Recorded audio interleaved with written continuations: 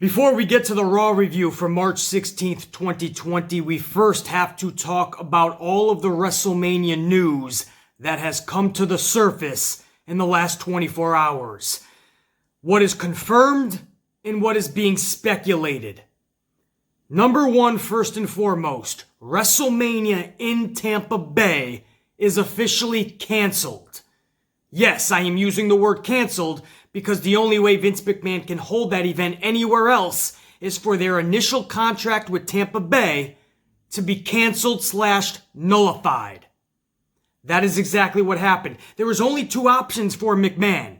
He was either going to cancel this show in Tampa Bay or postpone it for another date in Tampa Bay. If he cancels the event or the event is canceled from government officials or state officials, he can then relocate the event.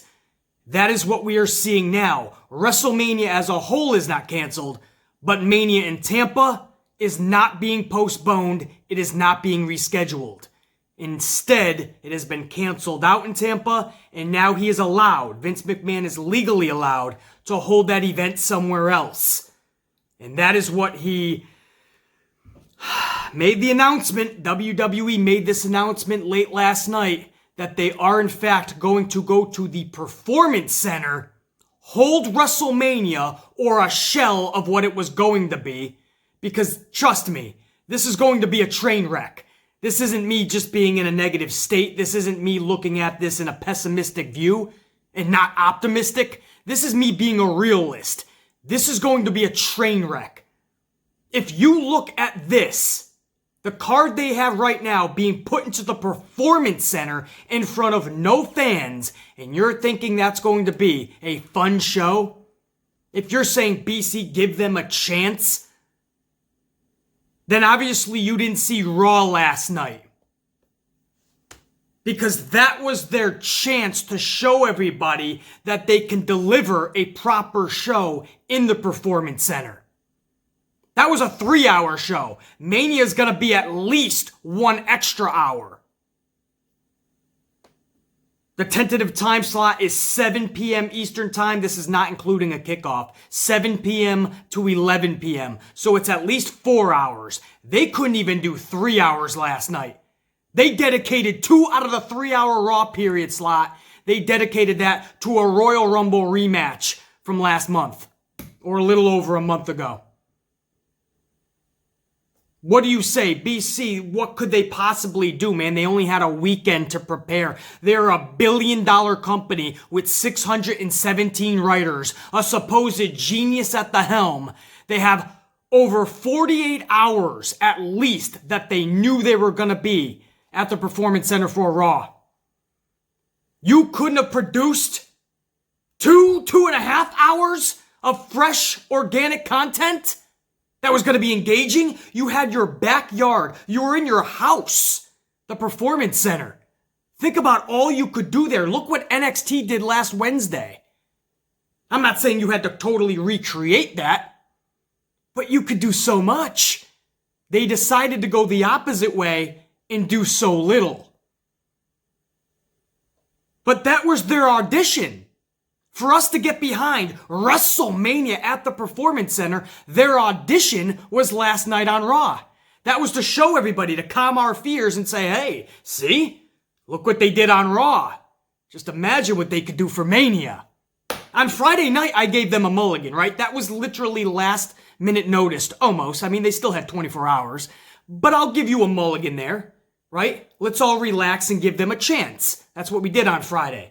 Was it perfect? No. Was it great? No. Was it good? No. But they tried to entertain. It was all called on the fly. We get it. We threw you a mulligan. But on Raw? No, they knew they were going to be there days in advance. They had the proper talent there that could have put together a fresh, organic, at least 2.5 hours of content.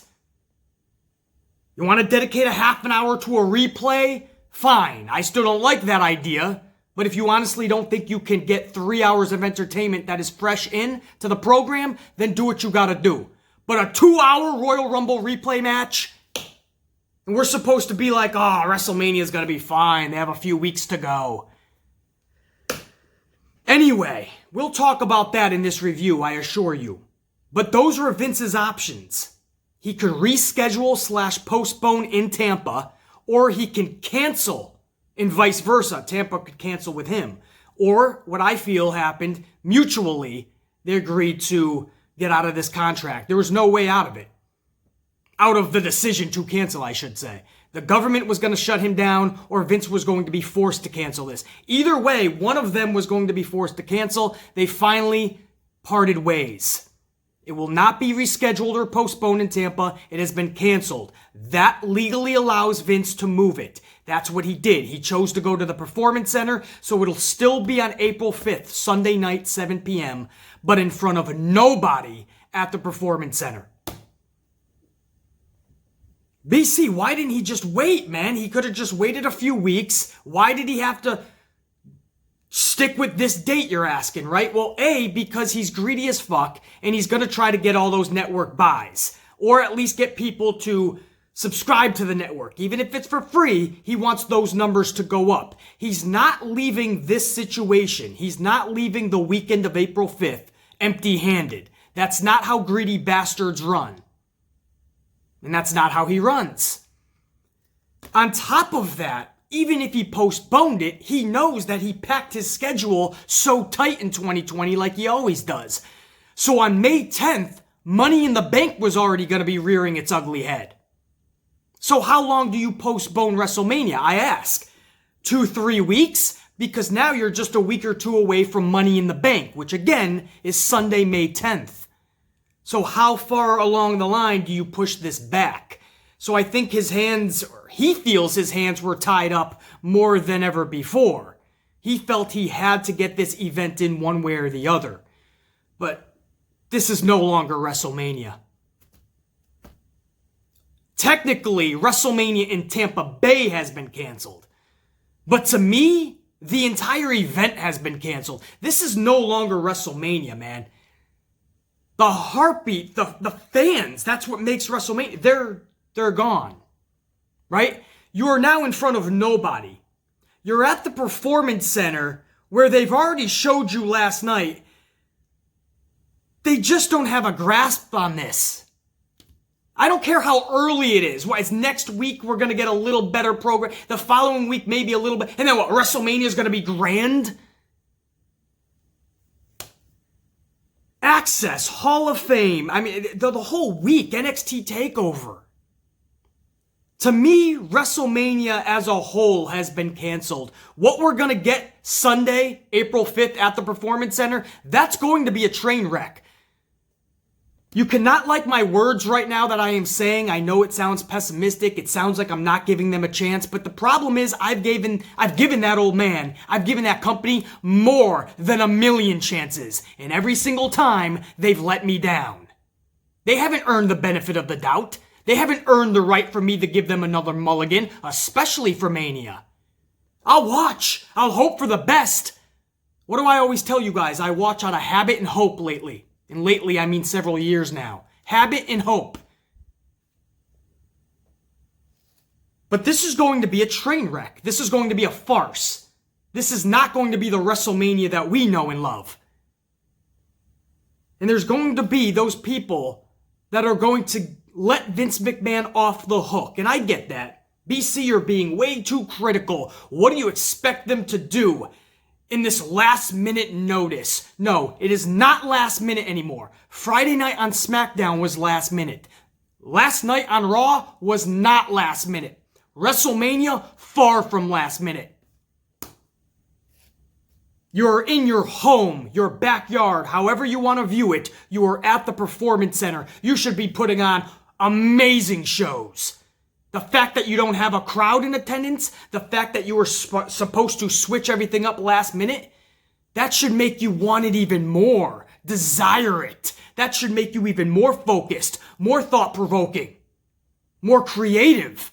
Instead, what we saw last night, it was the same old lazy booking we're used to from WWE, but even worse. It's like they curled up in a ball and they hid in their shell. They phoned it in. They said, fuck, man, we're already hurt. We're wounded. Why even try to fight? Everybody will understand our predicament. At least we're even showing up, right? They want people to believe that we're supposed to thank them for showing up. Please. Do you honestly think McMahon was going to cancel anything that might get him an extra $1? This isn't for us. For anybody letting Vince off the hook, trust me when I say this because I've been following this guy for 3 decades. He's not doing anything for you. Trust me. It's not to put a smile on your face. It's to put money in his bank account. So WrestleMania in Tampa Bay has been canceled. WrestleMania itself as an event is now being put on at the Performance Center. And I don't even want to think about what we are actually going to witness Sunday, April 5th. I really don't. As far as access has been completely canceled. Not rescheduled, not postponed. Access or any fan interaction has been canceled. All of the charities in the Be a Star, Make-A-Wish, all of that canceled. No rescheduling, no postponements. The Hall of Fame, they're at press time anyway, the making of this video, the current word is that they're going to have the Hall of Fame on Raw and or SmackDown, either on both shows or on one, Raw or SmackDown. But because they can't fill up content anyway on Raw and or SmackDown, they're looking at it as that's one way to create filler. We'll just take a whole Raw or a whole SmackDown and put on the Hall of Fame. So that's the tentative plan. The Raw or SmackDown before Mania, that's what you're going to get, the Hall of Fame. Now, TakeOver for NXT, that we're hearing is going to be put to Wednesday, the Wednesday before Mania. That's going to give them not only a good viewership, because the NXT crowd will already know to go there Wednesday, but also that's going to be a power punch to AEW. So that's their way of thinking, obviously. Let's just put TakeOver where it was supposed to be on Wednesday. No harm, no foul. So that's the tentative plan, guys. Hall of Fame is going to be on a Raw and or SmackDown, and the TakeOver is going to be in the Wednesday NXT slot before Mania. I hope you guys are understanding or comprehending everything that I'm telling you. I know it's a lot of news. I apologize. I have to go fast and furious with it because this video is mostly going to be about the Raw review from last night. And here I am already spending 10-15 minutes on Mania. But there's a lot of news. I have no choice but to talk about it with you guys. But that's where we stand. WrestleMania is a clusterfuck. It is a train wreck at this point. You can look at it as no fault of Vince's, but trust me when I say Vince did not help the situation at all from the get-go. The decisions that McMahon has made from day one has been absolutely horrendous. And that's why I say McMahon has added to the problem. He was never once a part of the solution. All of this could have been better worked out, a better master plan, if he was thinking smartly from the jump. But he wasn't. He stayed stubborn to the end, and what happened was the end crept up faster than he ever could have thought. The end ended up biting him in the ass. And now we have a WrestleMania at the Performance Center in front of no crowd. That was the best he could come up with. And again, we want to give it the benefit of the doubt, but then you see what happened last night, and what am I talking about, right? Let's just get into Raw, man, and you'll see my frustrations. And again, anybody who's giving Vince McMahon another pass, just like we did on Friday, no more excuses. That's done. A group of 9-year-olds could have booked a better show last night. That's right, you, watching me right now, you could have booked a better Raw last night. Tom Phillips, Byron Saxton, Jerry Lawler, middle of the ring to start Raw off. This was their moment to really explain why they're at the Performance Center, what the deal for WrestleMania is, and what happens next with everything. This was their time to have a real heart-to-heart. Would have been captivating television as well, but first and foremost, just to give your fans details, give them information. What is happening? A real heart-to-heart with the WWE fans. Here's a crazy concept. Transparency. Communication with your fans, Vince. I know that's unheard of with your company, but this was their chance. Right at the jump, right at the start of the show, right out of the gate. But the old man doesn't give a shit about the fans. Never has, never will. Smiles on your face? Please. It's money in his bank. Fuck transparency. To hell with communication. Instead, we see 2 video packages. AJ Styles and The Undertaker, and a separate video package on Edge and Randy Orton. So you were hoping, right? I mean, they're at the Performance Center, their home, their backyard, however you want to look at it. You're thinking you're going to see some unique shit, right? Some cool stuff is going to happen. Some evolution in these storylines that is going to be pretty rad. It was the opposite. We didn't get anything cool. Nothing was rad. Nothing was unique last night.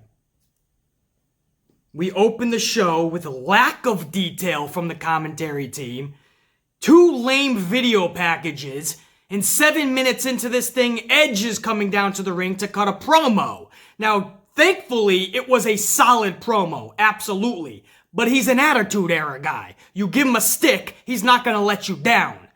I've seen that type of Edge promo for years and years. For you younger fans, that might be new to you, so you may have been captivated by it. Whoa! What a promo!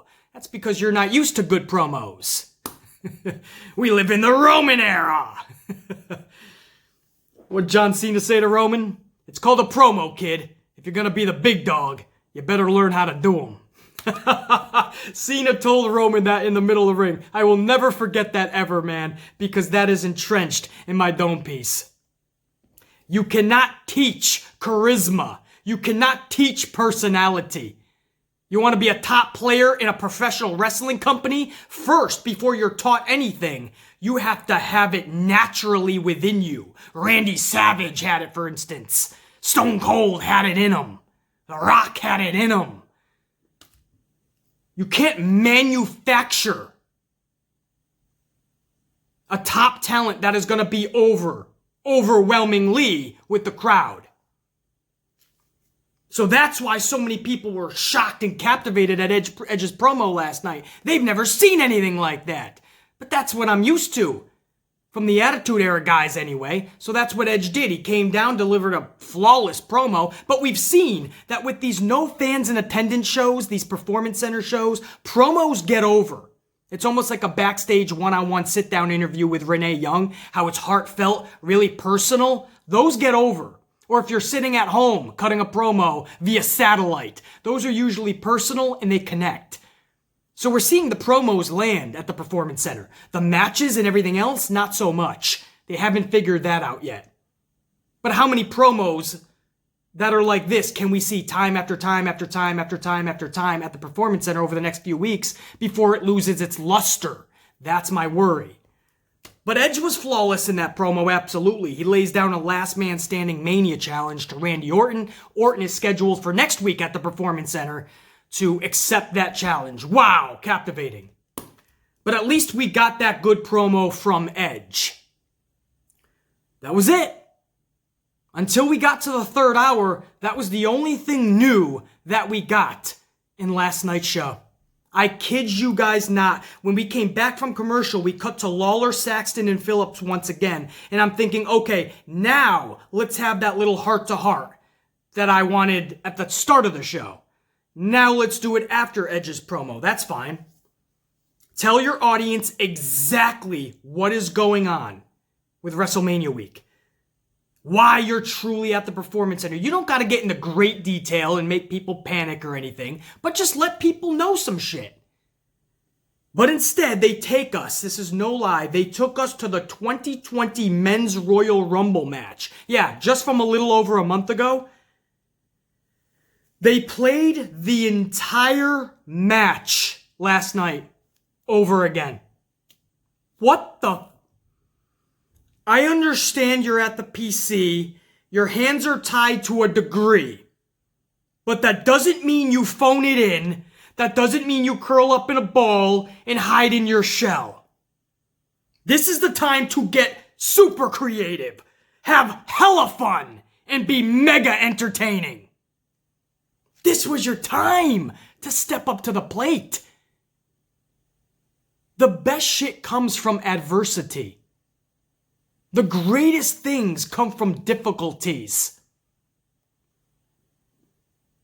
And instead, they phoned it in. They just took the first couple hours of the show after the Edge promo. They penciled in a quick little Edge promo, which, by the way, Beth Phoenix said he drove 17 hours just to cut that promo. You couldn't have had that dude cut it at his home via satellite. You made that poor guy, you made Adam Copeland, Edge, drive 17 hours to deliver that promo. And then after that, guys, the next 2 hours was a rematch. Or I'm sorry, a replay. I'd even take a rematch at that point. At least that would be almost different. Semi-new. But a replay of the 2020 Men's Royal Rumble for the next 2 fucking hours. This was their chance to think deeply. How can we utilize the Performance Center like it's never been utilized before? How can we take this shitty situation and turn it into triumph, success, gold?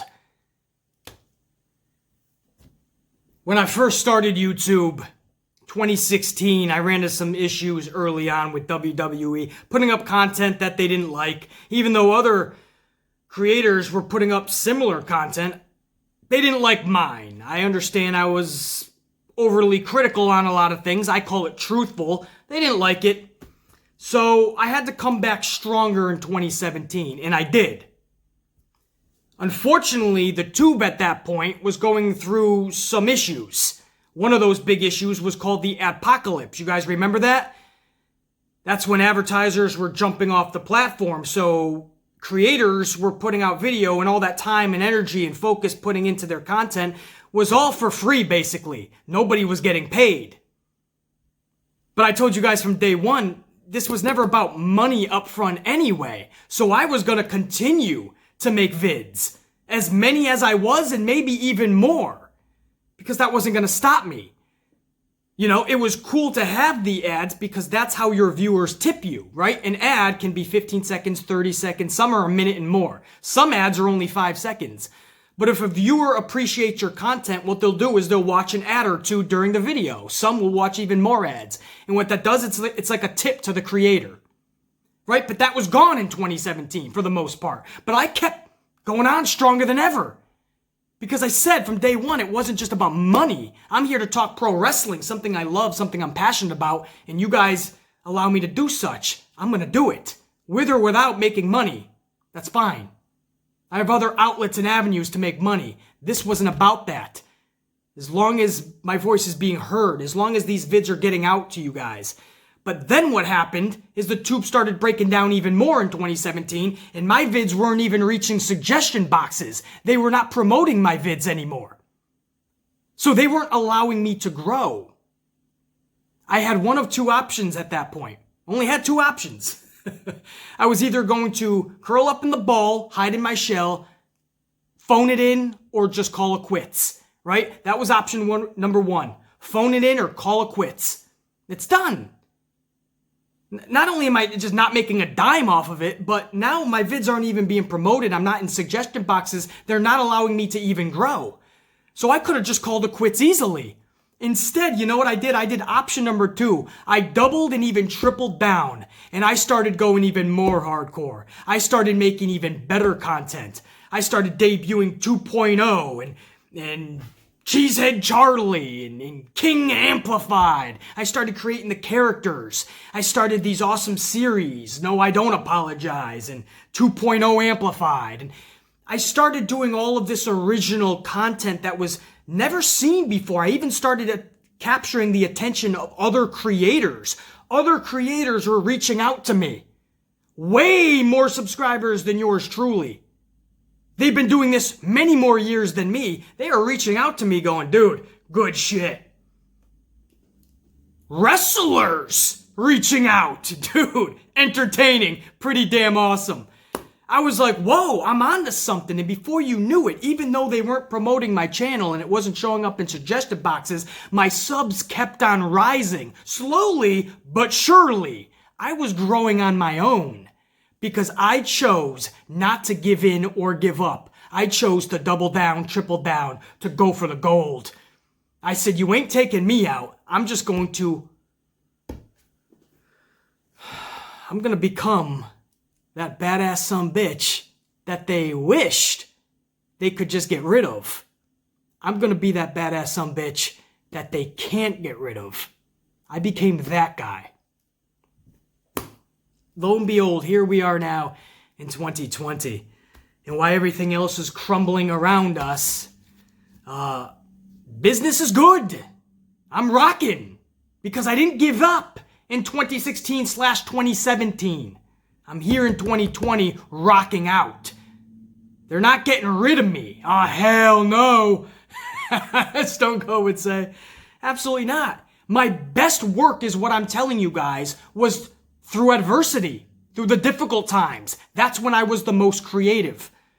My point is, this is when they should have been. They had days to put together an awesome show at their house, their backyard, the Performance Center. And they gave us 2 hours of the Royal Rumble match replay.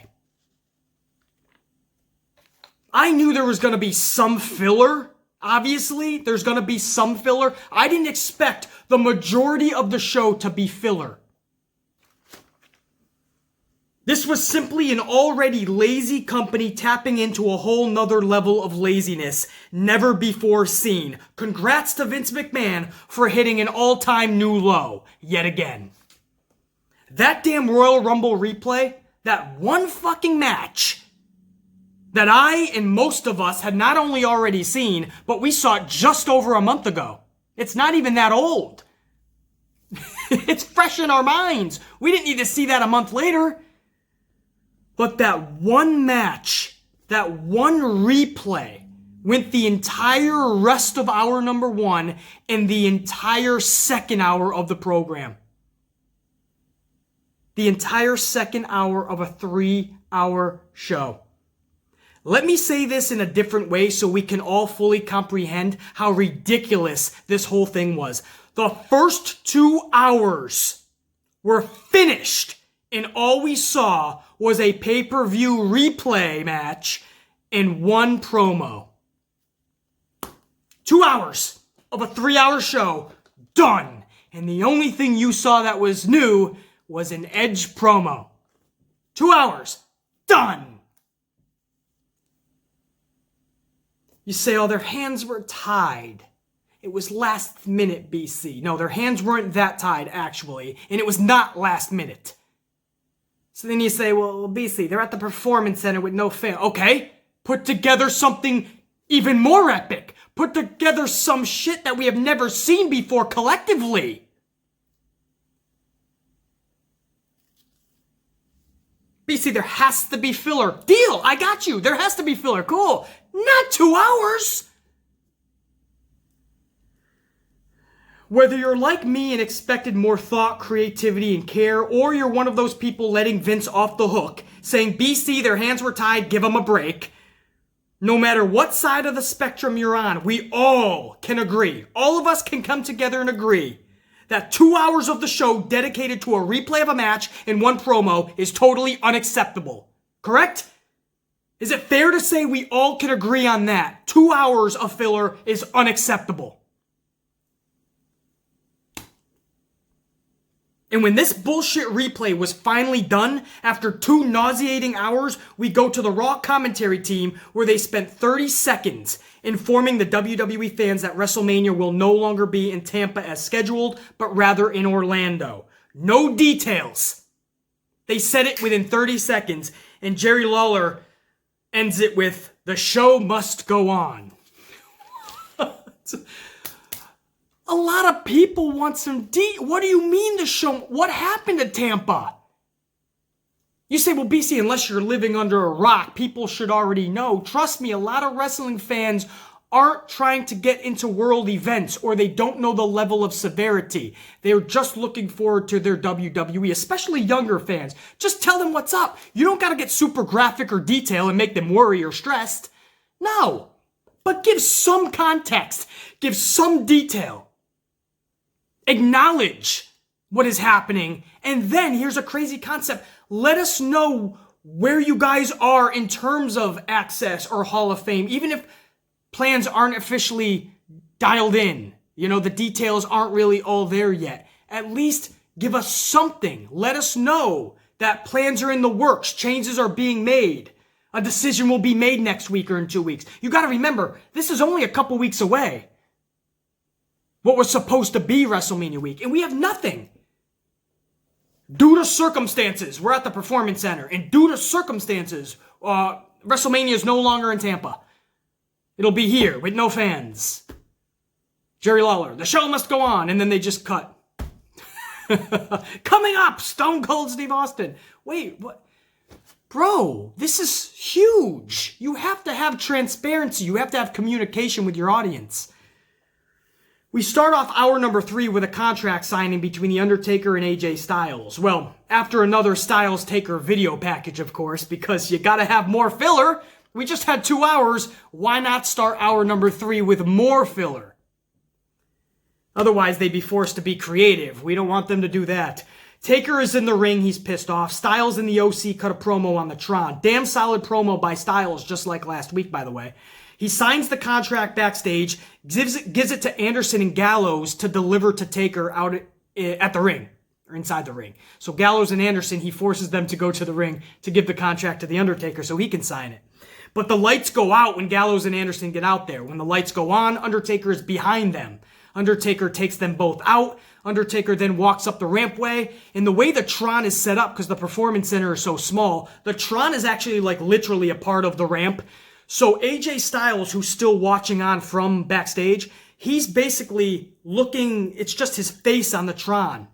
Live footage of Styles. And Undertaker goes up to the top of the ramp, so they're like face to face. It reminds me of something I'd see in the late 80s, early 90s in WWE. I like that. That was actually really cool. So that's something that they didn't even have to get creative on. That's just being at the Performance Center. It just ended up that way. But Styles is staring at Taker. Taker is staring at Styles. But there's obviously this fucking huge Videotron in front of them. So the Undertaker can't punch Styles like he wants to. So I do like that. But again, that was just circumstance. That had nothing to do with them using creativity. But that was the whole contract signing. But at least they did, at least something happened. You know what I mean? There's no reason that you can't have something like that for every one of your segments. Rey Mysterio and Andrade is next. They had Asuka on commentary, obviously to distract the audience at home from the non-existent crowd and the non-existent noise in the Performance Center. Because we saw Friday that it is very awkward. When they're wrestling and there's just literally no noise. So they had Asuka go out there for 2 reasons. Asuka, yeah, think about it, guys.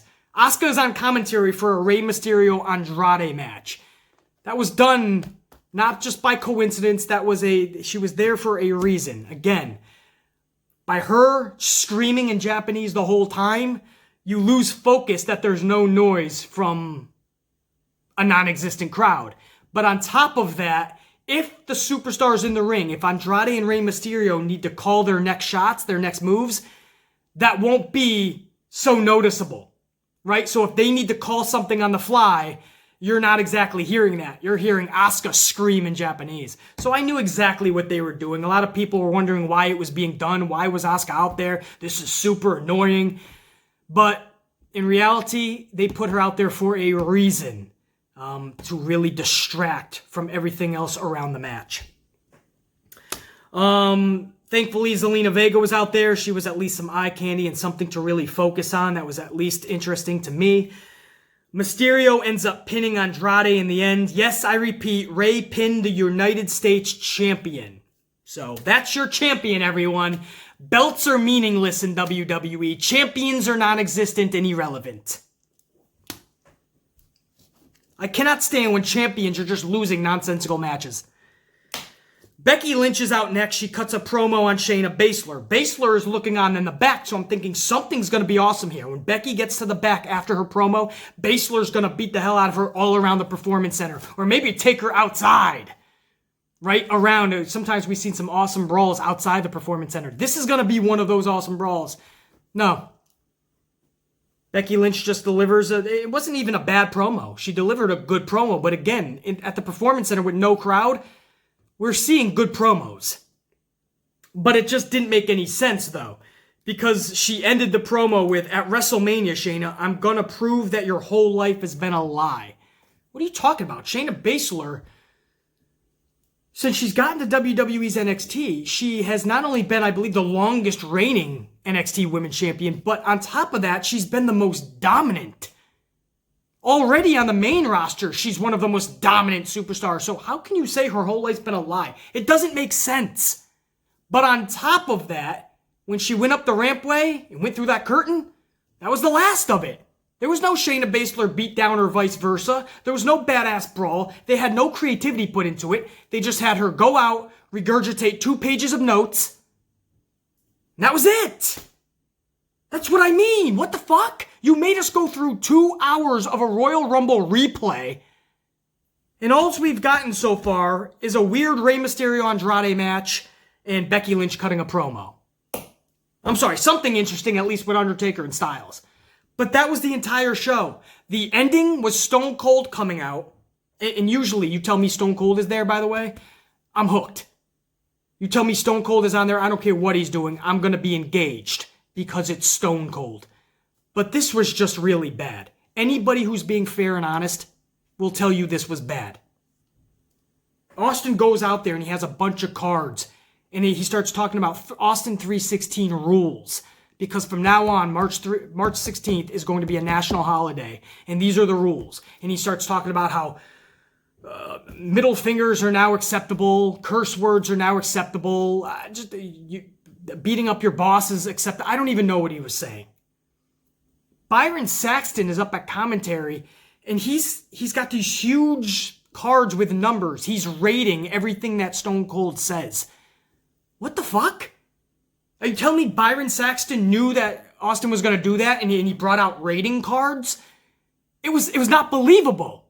Don't try to tell me, BC, sit back and just enjoy the entertainment, man. No, I just went through 2 hours and 50 minutes of boring bullshit.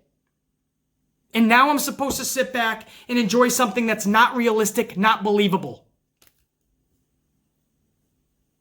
So he's rating Austin. Austin's like, Byron, just come into the ring. You want to rate me? Have some beers with me.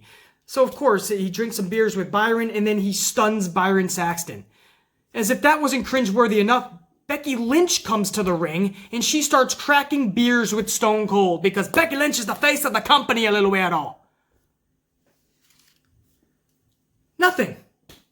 No moment where Austin and Owens could double stunner somebody, right? Really pass the stunner torch to Owens. It was the perfect time because Owens was actually backstage. They had nothing for him. They just had him backstage. Nothing cool planned. He cut like a 1-minute promo, tops. Nothing planned for Austin to make Austin's appearance not only memorable, but also help one of the pending feuds for WrestleMania. Austin could have been used in such a badass way. He reads some weird cue cards. Byron Saxton is rating him on some weird cue cards.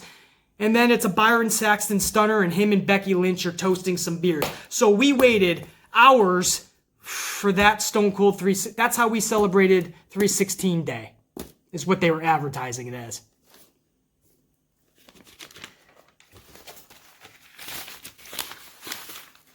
You know,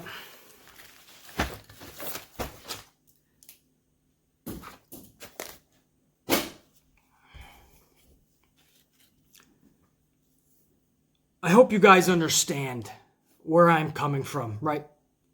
If you saw my review on Friday, right? A lot of people were panning that show because it was just awful. I was really I was reserved in my harsh critiquing of that show for good reason. I felt that was truly a last-minute scenario. They still had time to do some really cool things that they decided not to do, but hands were tied, last minute. They really wanted to think about what they were going to do. At least that's what I was hoping, right? That they were doing. So I was willing to let Friday pass. I was going to give them a mulligan. But they knew for days now that they were going to put together this show. Vince McMahon knew from day one, whether it was in Tampa Bay or whether it was in Alaska. He knew he was putting on WrestleMania on April 5th. So he knew no matter what, no matter where, he had to build WrestleMania still. He knew he was going to be in the Performance Center. He knew for days he was going to do it with no fans in attendance. And that's the best that he came up with. That's my problem, guys. It has no problem. It has nothing to do with being overly critical. It has everything to do with no longer wanting to let that bastard off the hook. That was lack of care last night. Anybody that says, BC, what more did you expect them to do, man? Not give me a 2-hour replay. More than 2 hours of that show was filler. That's unacceptable. I can't even straightly factually, in a focused way, I can't factually tell you that anything last night was memorable. And it was supposed to be. You're at the Performance Center in this very unique situation, as Tom Phillips said. It is a situation that should have made you better.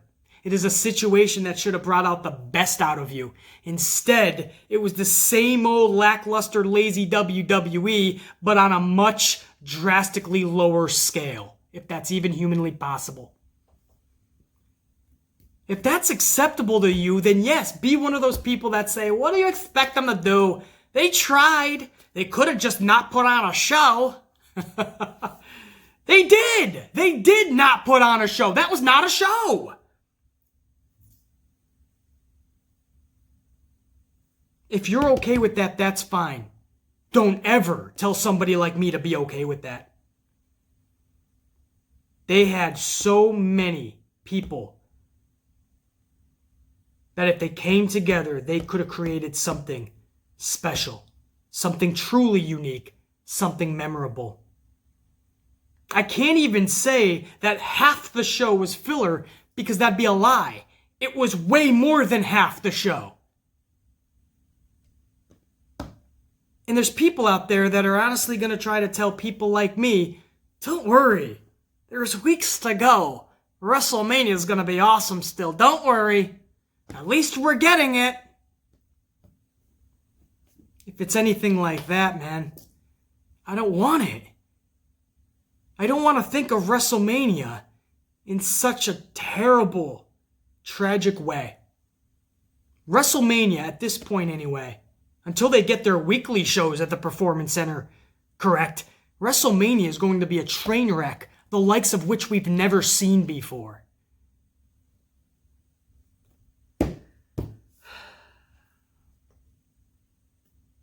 It's one of those roads to WrestleMania. It's one of those roads in life that we just want to get off of. We desperately want to get off the road. We got to go to the bathroom really bad. We just want to get a water or a Gatorade or a soda. We just want to find the nearest convenience store. We just want to get off this road. But it's like that terrible situation where it's those long, windy roads with no rest stop in sight, no convenience store, no place to piss. You're just on this road whether you like it or not. That's all of us. And the final destination for us all at WrestleMania, Sunday the 5th, at the Performance Center, it's like being 8 years old going to grandma's house. You take the long voyage, and the destination is nowhere you want to be going. I'm the Amplified Man, and that was Raw. I'll talk to you guys when I talk to you. For now, think, be, live. Amplified.